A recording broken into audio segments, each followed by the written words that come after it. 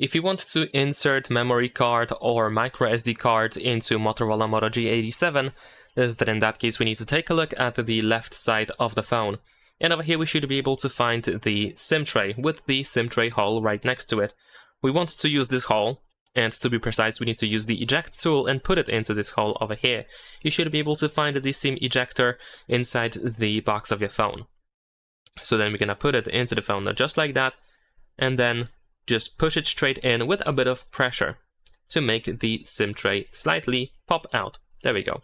Once it slightly pops out, you can use your fingernails or fingers, and you can either just partially remove it from the phone just like that so that the SIM is still in, if you do have SIM, and then you can try to insert your memory card just like that. It should go in pretty easily, just make sure that it is actually fully in.